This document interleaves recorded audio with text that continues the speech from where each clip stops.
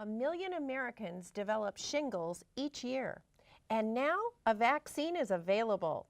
Today, the doctor is in, and Larry will explain whether this shingle vaccine is for you. Larry, exactly what are shingles? Shingles is a real painful rash that occurs after the reactivation of the chickenpox virus.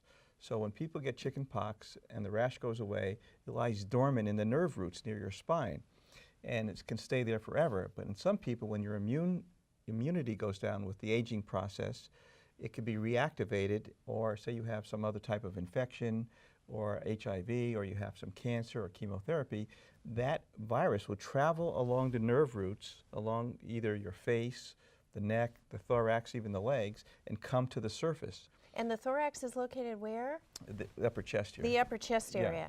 Yeah. And so it comes out, before you get the rash, it feels like a tingling or a burning in the skin, or even a pain. Ooh. And then a few days later, you start to get these little blisters. And then the blisters become bigger, and then they eventually crust over. But the real problem with this is it can cause a really debilitating pain that can last for years.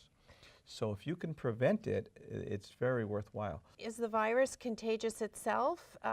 Can people give shingles to other people, or how does that work? That's a good question. You can't give shingles to other people because you can give the chickenpox virus that is in the blisters, which causes the shingles. You can give that to somebody else who's never had chickenpox. So people who haven't had chickenpox can get chickenpox from people who have shingles. Exactly. But you can't give shingles to somebody who's already had chickenpox.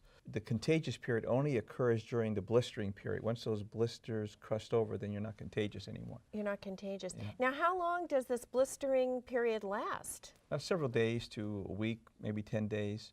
And it's painful during that time. And if you can treat it early, you can cut down the amount of pain that you have.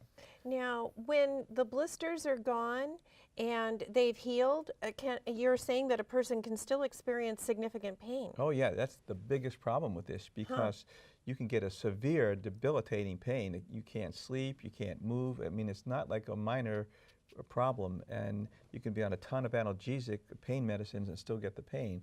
So if you can prevent shingles, it's a very worthwhile thing to do because it's so prevalent. Most people, by the time they hit 85, most people in the country will have had a bout of shingles. Really? Yeah, so that's how prevalent it is. So you want to try and prevent it, and we have ways to do that. And what might those ways be? those ways are two. One is you can make sure you get the chickenpox virus. If you never had chickenpox, get vaccinated for it so you won't get chickenpox. So if you never had chickenpox, and you won't get shingles. Or if you've had chickenpox, like most of us have, then you can get the shingles vaccine. And that's usually recommended for anybody who's over 60 years of age. Well, this has really been interesting, and why don't we just leave the shingles on the roof and not on our bodies? Okay. I agree with that.